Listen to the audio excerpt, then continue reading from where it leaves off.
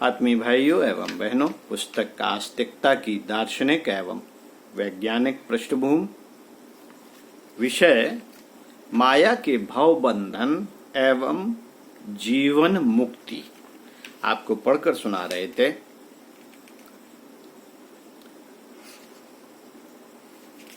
इसी क्रम में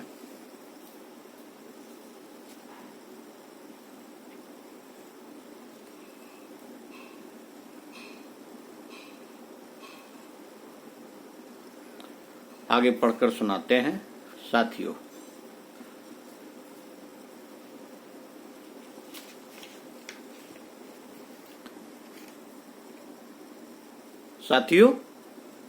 अंतिम सिद्धांत समय विरोधाभास के अनुसार माया की ओर पुष्ट हो जाती है।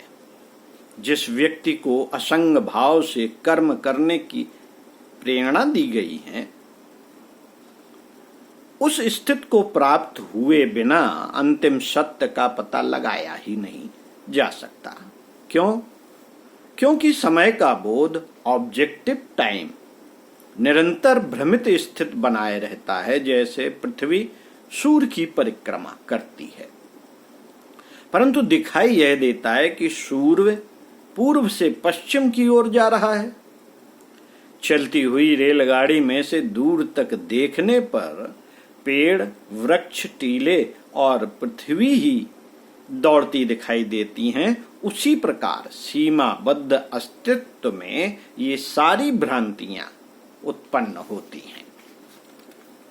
नशा पी लेने पर मस्तिष्क और इंद्रियों का संबंध लड़खड़ा जाता है। फलस्वरूप कुछ न कुछ अनुभव होता है। शराब के नशे में धुत व्यक्ति जैसा कुछ सोचता, समझता, देखता, अनुभव करता है, वह यथार्थता से बिल्कुल भिन्न होता है।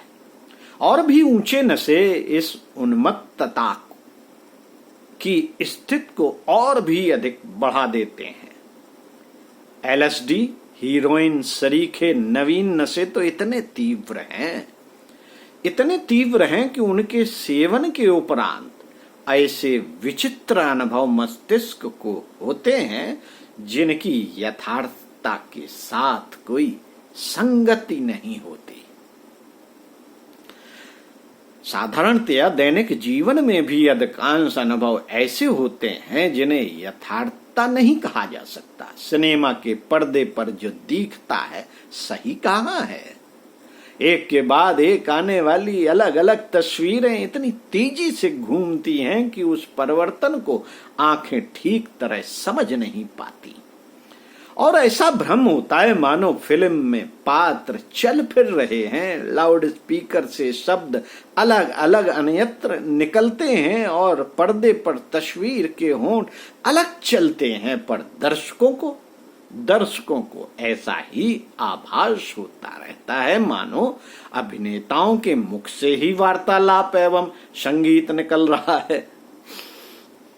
प्रकाश की विरलता और सघनता भर पर्दे पर उतरती है, पर उसी से पात्रों एवं दृश्यों का समूह बन जाता है और मस्तिष्क ऐसा अनुभव करता है मानो यथार्थ ही वह घटनाक्रम घटित हो रहा है। सिनेमा के दृश्य क्रम को देखकर आने वाला यह अनुभव नहीं करता कि उसे यांत्रिक जाल जंजाल में 2.5-3 घंटे उलझा रहना पड़ा। उसे जो सुखद, दुखद, रोचक, भयानक अनुभूतियां उतने समय होती रही हैं, वे सर्वथा भ्रांत थीं। सिनेमा हॉल में कोई घटनाक्रम नहीं घटा, कोई प्रभावोत्पादक परिस्थिति नहीं बनी।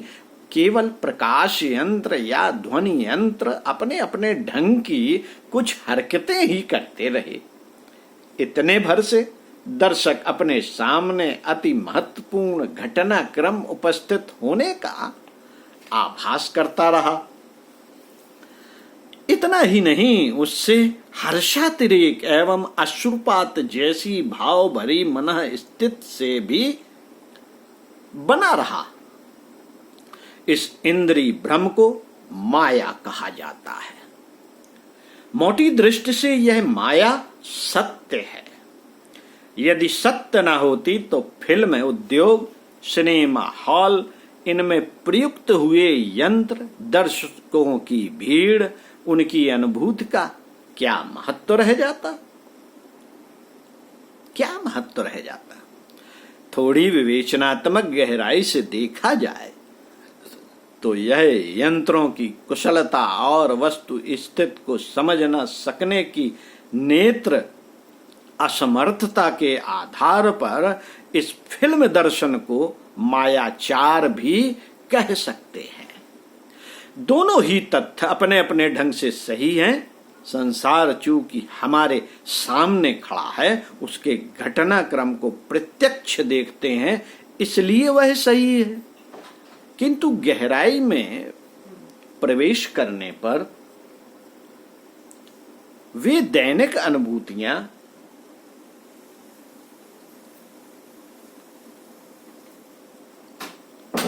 नितांत भ्रामक सिद्ध होती हैं। ऐसी दशा में उन्हें भ्रम, स्वप्न या माया कहना भी अत्युक्त नहीं है।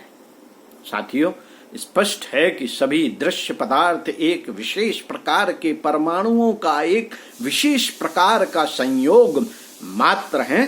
प्रत्येक परमाणु अत्यंत तीव्र गति से गतिशील है। इस प्रकार हर पदार्थ अपनी मूल स्थिति में आश्चर्यजनक तीव्र गति से हरकत कर रहा है, पर खुली आंखें यह सब कुछ देख नहीं पाती और वस्तुएं सामने जड़वत स्थिर खड़ी मालूम पड़ती हैं। ऐसा ही अपनी पृथ्वी के बारे में भी होता है। भूमंडल अत्यंत तीव्र गति से नंबर 1 अपनी धुरी पर, नंबर 2 सूर्य की परिक्रमा के लिए अपनी कक्षा पर, नंबर 3 सौर मंडल सहित महासूर्य की परिक्रमा के पथ पर, नंबर 4 घूमता हुआ लट्टू जिस तरह इधर उधर लहकता रहता है उस तरह लहकते रहने के क्रम पर, नंबर 5 ब्रह्मांड के फलते फूलते जाने की प्रक्रिया के कारण अपने यथार्थ आकाश स्थान को छोड़कर फैलता स्थान पकड़ते जाने की व्यवस्था पर निरंतर एक साथ 5 प्रकार की चालें चलती रहती हैं। इस उद्दत्त तांडव नृत्य को हम तनिक भी अनुभव नहीं करते और देखते हैं कि जन्म से लेकर मरण काल तक धरती अपने स्थान पर जड़वत जहां की तहां पड़ी रहती है। आंखों के द्वारा मस्तिष्क को इस संबंध में जो जानकारी दी जाती है और जैसी कुछ मान्यता आमतौर से बनी रहती है, उसका विश्लेषण किया जाए तो प्रतीत होगा कि हम भ्रम अज्ञान की स्थिति में पड़े रहते हैं और कुछ का कुछ अनुभव करते रहते हैं। यह मायाग्रस्त स्थिति कही जाए तो कुछ अतियुक्त न होगी। जल में सूर्य चंद्र के प्रतिबिंब पड़ते हैं और लगता है कि पानी का प्रकाश पिंड जगमगा रहे हैं। हर लहर पर प्रतिबिंब पड़ने से हर लहर पर एक चंद्रमा नाचता थिरकता मालूम पड़ता है। रेल में बैठने वाले देखते हैं कि वे अपने स्थान पर स्थिर बैठे हैं, केवल बाहर तार के खंभे और पेड़ आदि भाग रहे हैं। क्या यह अनुभूतियां सत्य हैं? रात्रि को स्वप्न देखते हैं, उस स्वप्नावस्था में दिखाई पड़ने वाला घटनाक्रम यथार्थ मालूम पड़ता है। देखते समय उस सुख दुख भी होता है। यदि यथार्थ में संदेह होता तो कई बार मुख से कुछ शब्द निकल पड़ना, स्वप्न दोष आदि हो जाने की बात क्यों होती? जागने पर स्पष्ट हो जाता है कि जो सपना देखा गया था उसमें यथार्थ कुछ भी नहीं था। केवल कल्पनाओं की उड़ान को निद्रित मस्तिष्क ने यथार्थता अनुभव कर लिया। उतने समय की मूर्छित मन स्थित अपने को भ्रम जंजाल में फंसाए रहकर बेसिर पैर की उड़ानों में उड़ाती रही। अंधेरे में झाड़ी भूत जैसी लगती है। रस्सी का टुकड़ा सांप प्रतीत होता है। मारीचिकाएं थल में जल का और जल में थल का भान कराती हैं। यथार्थता से सर्वथा भिन्न अनुभूतियों का होना कोई अनहोनी बात नहीं। आकाश में बहुत ऊंचे उड़ने वाले वायुयान छोटे पक्षी जैसे लगते हैं। पृथ्वी की अपेक्षा लाखों गुने बड़े और अपने सूर्य से हजारों गुने अधिक चमकदार तारागण नन्हे से दीपक की तरह टिमटिमाते दिखते हैं। क्या यह सारे दृश्य यथार्थ में वैसे ही हैं जैसे कि आंखें हमें अनुभव कराती हैं? आंखों की तरह ही अन्य इंद्रियों की बात है। वे एक सीमा तक ही वस्तु स्थित का ज्ञान कराती हैं और जो बताती जाती हैं उसमें से भी अधिकांश भ्रांत होता है। बुखार आने पर गर्मी की, ऋतु में शीत की और शीत में गर्मी का अनुभव होता है। मुंह का जायका खराब होने पर हर चीज कड़वी लगती है। जुकाम हो जाने पर चारों ओर बदबू का अनुभव होता है। पीलिया रोग होने पर आंखें पीली हो जाती हैं और हर चीज पीले रंग की दिखाई पड़ती है। क्या यह अनुभूतियां सही हैं? सही होती हैं?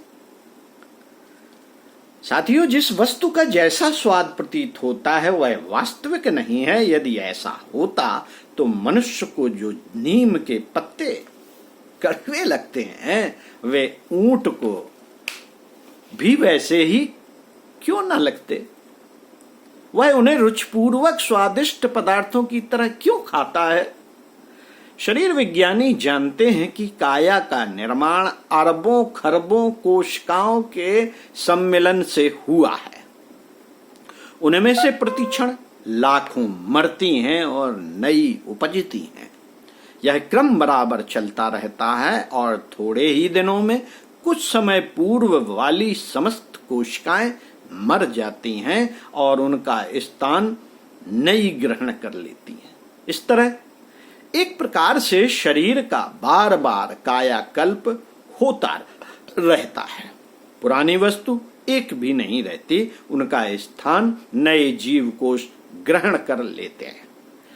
मित्रों, देह के भीतर एक प्रकार शमशान जलता रहता है और प्रसूति गृह में प्रजनन की धूम मची रहती है। इतनी बड़ी हलचल का हमें तनिक भी बोध नहीं होता और लगता है देह वैसी की तैसी रहती है।